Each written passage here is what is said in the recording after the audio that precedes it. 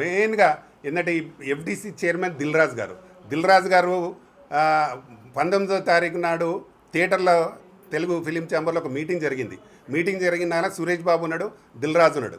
వాళ్ళు వచ్చి బయటకు వచ్చే అనౌన్స్ చేసారు, అన్ని పేపర్లలో వచ్చింది, న్యూస్లో కూడా వచ్చింది, థియేటర్లు బంద్ అని, ఛాంబర్ త్రూ బంద్ అనే వచ్చింది. నా దగ్గర పేపర్ కటింగ్ కూడా ఉంది, పేపర్స్ కటింగ్ ఉన్నాయి, వీడియో కూడా ఉన్నాయి. వాళ్ళు ఏమంటారు, ఆయన మొన్న దిల్ రాజు మీటింగ్ పెట్టి నాకు అసలు తెలియదు, ఎవరో అక్కడ చేసిన ఆయన దాని మీదకి వెళ్ళి మేము బంద్ అని అనుకున్నామని తప్పు మాట్లాడుతున్నాడు.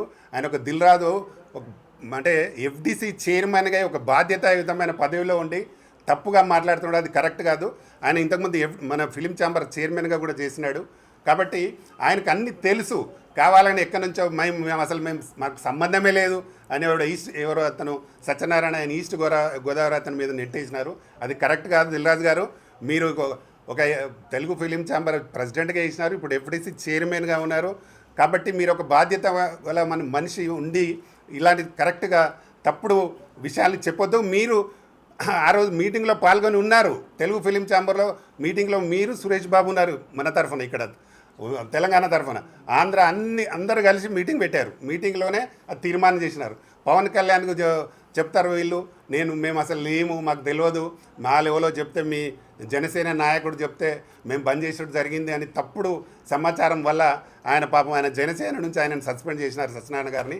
కరెక్ట్ కాదు. మీరు డబ్బు సంపాదించింది మూటలు కట్టుకునేదంతా వీళ్ళు పాపం అన్యాయంగా ఈస్ట్ గోదావరి అతని డిస్ట్రిబ్యూటర్ని అన్యాయంగా బదనాం చేసి పవన్ కళ్యాణ్ దగ్గర ఆయనను సస్పెండ్ చేసే వరకు తీసుకొచ్చారు. ఇంట్లో థియేటర్లో మొత్తం ఎపిసోడ్ నడిపిందంతా ఈ నలుగురే. వీళ్ళకి ఏంటంటే గతంలో బాగా డబ్బు సంపాదించినారు, ఇప్పుడు వాళ్ళ సినిమాలు రిలీజ్ లేవు. కాబట్టి కంపల్సరీ ఇప్పుడు సిస్టమ్ మనం పర్సంటేజ్ సిస్టమ్ తెస్తే బాగుంటుందనే ఒక దురుద్దేశంతో దాన్ని ఊరికే అందరితో కలిపి మీరు బంద్ చేస్తే మేము కూడా బంద్ చేస్తామని వచ్చి అది స్టేట్మెంట్ ఛాంబర్ త్రూ వచ్చింది. స్టేట్మెంట్ కూడా తెలుగు ఫిలిం ఛాంబర్ ద్వారా వచ్చిన తర్వాత నేను కూడా ఇప్పుడు Telugu film producer council EC మెంబర్గా ఉన్నా. గతంలో నేను ప్రొడ్యూసర్ ప్రెసిడెంట్గా చేసిన తెలుగు ఫిలిం ఛాంబర్లో నేను కూడా చాలా పోస్టులు చేసిన, సెక్రటరీ చేసిన, చాలా పోస్టులు చేసిన.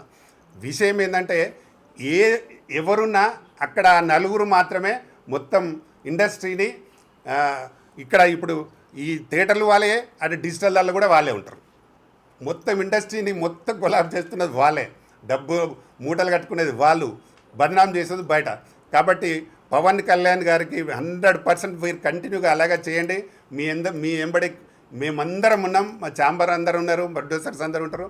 అలాగే ఇక్కడ తెలంగాణ గవర్నమెంట్ కూడా ఈ డిసిషన్ తీసుకోవాలి తప్పకుండా. అసలు ముఖ్యంగా దిల్ రాజు లాంటి వ్యక్తి కంటే అతనే ఒక అంటే లెస్సీ కాబట్టి అతనికి కూడా చాలా థియేటర్లు ఉన్నాయి. కాబట్టి అసలు ఎఫ్డిసి చైర్మన్గానే అనర్హుడు ఆయననే. ఇప్పుడు ఏదో శాస్త్రం చెప్పినట్టు ఉంటుంది, దొంగకే తాళం ఇచ్చినట్టున్నది ఈ కథ. ఇప్పుడు ఇక్కడ ఆయనకే అన్ని థియేటర్లు ఆయనే, అందరిది ఏది చేసినా ఆయన ద్వారానే జరుగుతుంటుంది. ఆయననే మళ్ళీ వాళ్ళు ఎవరో చేసినని వేరే వాళ్ళని నెడతారు. కరెక్ట్ కాదు అది. 100% వాళ్ళు చేసిన దానికి వాళ్ళకి 100% భగవంతుడు అనేది చూస్తారు, తప్పకుండా శిక్ష అనుభవిస్తారు.